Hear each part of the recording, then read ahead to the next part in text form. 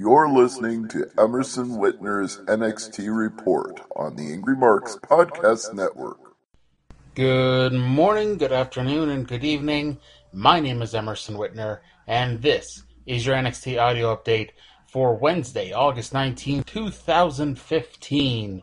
It is the go-home show to TakeOver this Saturday night, live on the WWE Network, which of course is available for only $9.99 a month. I will be back later that night with NXT audio. Plus, I'll be back on Sunday doing the live play-by-play for AngryMarks.com. So check it all out. And hey, while you're listening to the dulcet sounds of my voice, tune in to the Wrestling Outsiders podcast. Wednesday night, well, when I'm taping this, tonight at 10:30, Saturday night after TakeOver, Sunday night after SummerSlam. There's going to be so much audio just from me. And then plus on top of the great audio here from AngryMarks.com, you'll be audioed out today. So let's go into the show, which was, for the first 45 minutes, the most pointless show ever on NXT. They had 4 matches. Not a single one of them meant anything. But they had a decent opening angle and a terrific closing angle. And, sometimes that's all you need here. We started with Mr. William Regal coming out to start the show to oversee the contract signing between NXT Women's Champion Sasha Banks and her number one contender Bayley. Bayley thanked Mr. Regal for the opportunity, and then Sasha cut her promo saying that while Bayley's good, very good even, Sasha's better, and plans on showing why she is the best NXT Women's Champion in company history. Sasha eventually turned around to leave, and Bayley stopped her, noting that every contract signing in WWE history ends in a fight, and Bayley wanted to fight. Sasha called Bayley a loser and pathetic, which is why Sasha's on Raw and Bayley isn't. Sasha called herself a real role model and plans on showing the audience on Saturday that real-life fairy tales don't have happy endings. Sasha finished by saying that Bayley's not worth fighting and then left. As Sasha walked up the ramp and left, Bayley snapped, ran after her, and attacked, leading to referees and agents and etc. to all come running out and break them up. Apollo Crews debuts this Saturday. If you believe the poster on Triple H's Twitter, he's going to be wrestling Ty Dillinger. Either way, it's just going to be, much like when Kevin Owens debuted at TakeOver last December, it's going to be a nice introductory exhibition for Mr. Crews. In-ring action kicked off. Tyler Breeze defeated a local competitor. He won in about 30 seconds. Breeze came out with a replica of Jushin Liger's mask at the end of his selfie stick. The match, like I said, lasted a whopping 30 seconds. Breeze won with a supermodel kick. After the match, Breeze put the Liger mask on his nameless foe and cut a promo on Liger. Afterwards, to give us a preview of what's going to happen Saturday, he picked up his opponent and dropped him with the beauty shot. By the way, SummerSlam is Sunday night, 10 matches, 4 hours.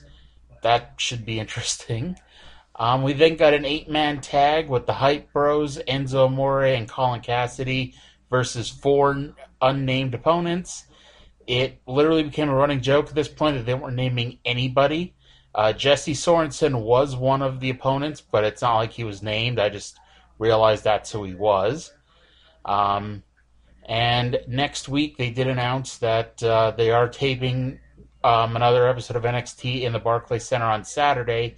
And next week they're going to do an 8-man tag with the Hype Bros, Enzo and Colin, versus Jason Jordan, Chad Gable, Dash Wilder, and Scott Dawson. The unnamed foursome tonight got a little bit of offense on Enzo, but it was nothing to write home about.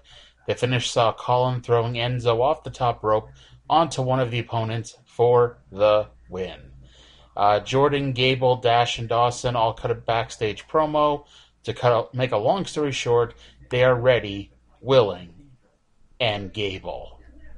Samoa Joe submitted Steve Cutler in 30 seconds.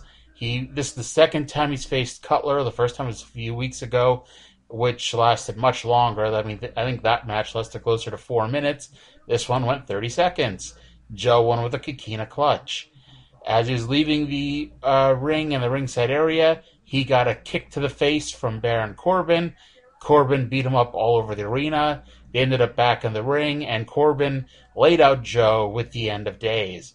And that was more impressive than when he did it to Rhino, because Joe's a big guy. And speaking of big guys, Bull Dempsey is going to be wrestling next week.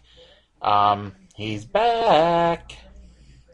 We then got the main event match of the night.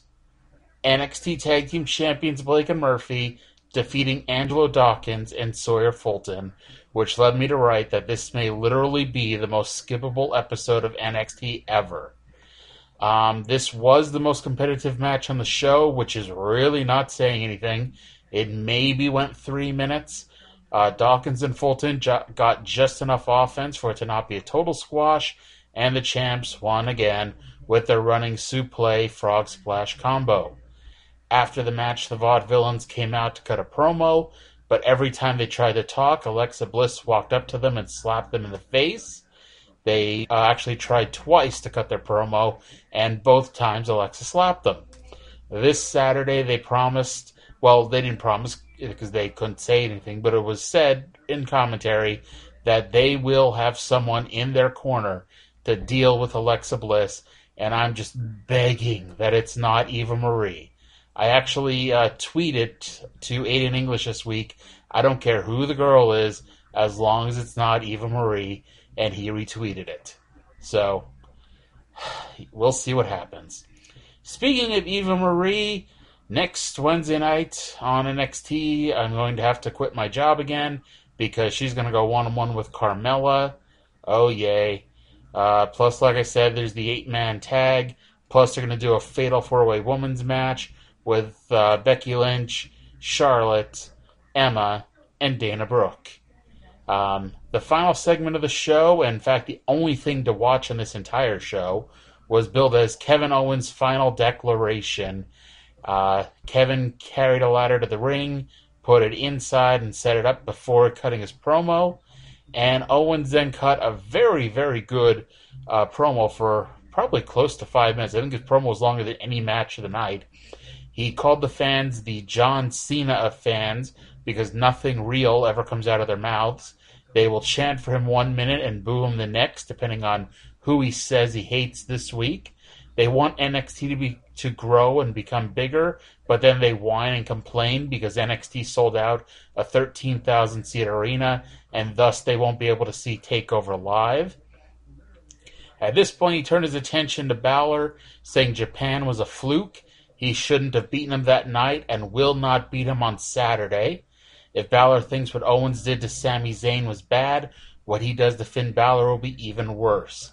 He needs the title to shove it in these fans' faces and needs it to prove that he is better than Finn.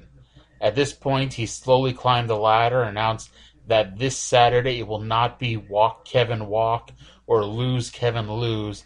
It will be Destroy Kevin Destroy and Climb Kevin Climb. It will not be an epic battle at the top of the ladder or at the end, because Kevin Owens will be standing on top of the ladder and Balor will be laying on the ground, beaten and destroyed, about to be carried off in a stretcher as Kevin Owens takes down the belt and becomes a 2-time champion. At this point, the champ came out. Finn Balor is out to offer his rebuttal. The lights went out. When they came back on, Balor was just standing on the middle rope. So Owens climbed back down the ladder, and we got a scuffle between the two. Balor was about to heave a ladder at Owens when Owens ducked out of the ring and ran up the ramp. And the show ended with standing atop the ladder, vowing to shut Owens' mouth for good this Saturday. And like I said, after a whole lot of nothing this week, this was an excellent final segment, and it really got you excited for the ladder match on Saturday. To be honest, nothing else in the show did. But, I think that final segment was good enough to at least, go out of your way to watch that. I really wouldn't tell you to watch anything else on the show because there really was nothing else to see. But that's it for this week. thank you all for listening. Like I said, I hope you don't get sick of my voice because you're going to be hearing it a lot this weekend. Take care, have a good one, and I'll see you this weekend for NXT TakeOver. You're listening to the Angry Marks Podcast Network.